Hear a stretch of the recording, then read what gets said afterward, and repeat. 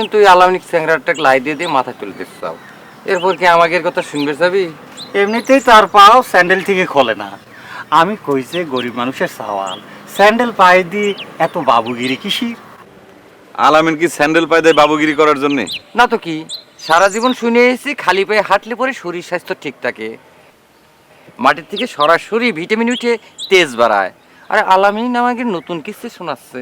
শোনেন মজা কাকা, আজীবন যেটা শুনে আইছেন সেটাই যে ঠিক হবে তার তো কোনো মানে নাই। দিন বদলাচ্ছে, মানুষের জ্ঞান বৃদ্ধি পাচ্ছে।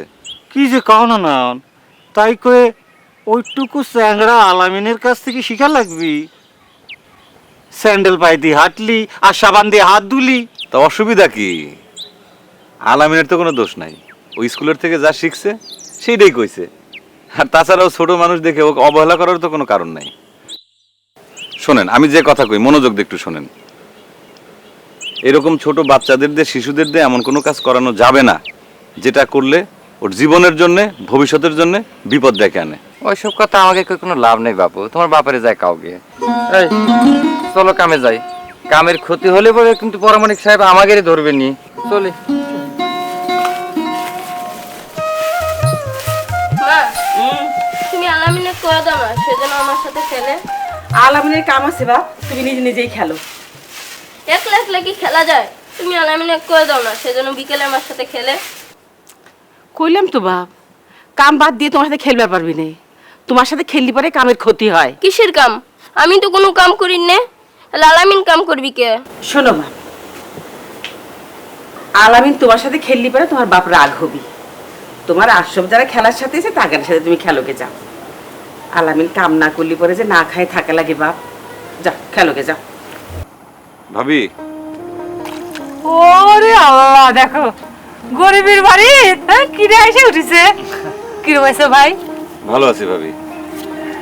আজগর ভাইয়ের যে এত বড় একটা অ্যাক্সিডেন্ট হয়েছে সেটা তো আমি জানতেই না। আর কইও না ভাই, আল্লাহ যে কপালে দুর্ভোগ লিখে রাখিছিল চাকরিটা কবে।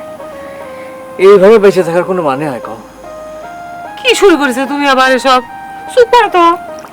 চিকিৎসার কি খবর? ওই সরকারি হাসপাতালে ডাক্তাররা যা পারিছে করিছে। তারা তো কয় জীবনে যে বাইসে আছেন এটি হচ্ছে আল্লাহর কাছে হাজার শুকর। পঙ্গু হয়ে পড়ে থাকলে কে পেটে ভাত যায় রে ভাই? এই যে তোমার ভাবি নিজে মানুষের বাসায় কাম করতেছে, আবার সাওয়ালদারও মানুষের বাসায় কাম হইতেছে। ভাবি, আমি একটু আলামিনের ব্যাপারে কথা কইতে চাইছিলাম। তাকে স্কুলের থেকে সারানো তো ঠিক হয় নাই। এটা কি শখ করে করেছি ভাই? আমার বাড়ি থাকলে তো না খায়া থাকা লাগলো, স্কুল তো পরের কথা। ভাবি, এটা কোন ধরনের কথা কইলেন?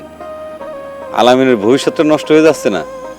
মানে ও এই বয়সে যদি ভাই এসব নিয়ে তুমি আর কোনো কথা কও না। জীবনে যেখানে বাঁচে না রে ভাই, সেখানে ভবিষ্যৎ দিয়ে কি হবি? কি রে জানি তো কও যে আলামিনের বাপের এরকম একটা অ্যাক্সিডেন্ট হবি আর তার তোমাদের বাড়ি কামলা দিয়ে খাওয়া লাগবি। এসব কথা নিয়ে এমনি তোমার ভাই সারাদিনই দুঃখ করতেছে। তুমি আর সে আগুনে ঘি ঢেলো না, চুপে থাকো। নয়ন হঠাৎ করে এরকম অস্থির হয়ে গেছে কেন বুঝতে পারলাম না পরামানিক সাহেব। তার তো কথাবার্তা শুনে আমার মাথা ঘুরে গেছে পরামানিক সাহেব। আলামিনের নাকি সে কৃষি বিজ্ঞানী বানাবি। নয়ন এই কথা কইছে? না না, নয়ন কৃষি বিজ্ঞানী বানাবে এই কথা কয়নি। তা নয়ন কচ্ছিল যে সুযোগ পেলে নাকি ওই আলামিনও কৃষি বিজ্ঞানী হইবে পারে। বিজ্ঞানী গাছ ধরে। পরামানিক সাহেব, আলামিন কৃষি বিজ্ঞানী হোক তাতে আমাদের কোনো আপত্তি নেই। তা আপনি আমাকে কয়ে দেন আমি কি করব। আলামিন তো আর আমরা হুকুম করবে পারি নে। তার উপর নয়ন করছে, তাকে কোনো ভারী কাম দেওয়া যাবে না। এটা নাকি বেআইনি। আলামিন নাকি শিশু। এই সাওয়াল তোমার মেজাজ গরম করে দিচ্ছে। আবার যখন কোনো কাজ করি তখন দেহের কিছু শক্তি ক্ষয় হয়। এই ক্ষয় আমরা খাদ্য গ্রহণ করে পূরণ করি। কেমন কিছু কবে? কে রে বাবা, আলামিনের কাম করে নিয়ে তুই কি কইছু? তোর আব্বা খুব রাগ হচ্ছে। তুমি কি করছো আম্মা? আব্বার রাগ হওয়ার মতো এমন কোনো কথা তো আমি কই নাই আম্মা। তুই আলামিনেক নিয়ে মাথা ঘামানো বাদ দে বাবা। উপরালা ওর কপালে যা লেখা রাখিছে তাই হবি। যে কপালে লেখাপড়া না থাকলে কি হয়? কপালের উপর লেখা আছে কয়ে বসে থাকলে পরে তো কিছু হবি না আম্মা। একটু চেষ্টা করে দেখি না কে আলামিনের কিছু হয় কিনা। আচ্ছা আমি যে করছি তোর আব্বা রাগ করিছে। আচ্ছা ঠিক আছে, আমি আব্বার সাথে কথা করছি, তুমি এনে কোনো চিন্তা করো না। না না না এখন তার সামনে যাসনি, রাগ হবে না বাবা। আমি কলাম তো, তুমি চিন্তা করো না, আমি যাই কথা কয়ে আসি। পড়ো। আপনাকে তো আসল খবরটা দেওয়াই হয়নি পুরামানিক সাহেব। নয়ন করছিল কি জানেন? সে করছিল আলামিনকে আপনার পেটে ভাতে খাওয়াচ্ছেন, সেটাও নাকি অন্যায়। হ, কি যেন ভাষা দিয়ে করছিল, আলামিন নাকি শ্রমের সঠিক মূল্য থেকে বঞ্চিত হচ্ছে। এ তো দেখি নেতাগির মতো কথা করছে রে মোজা।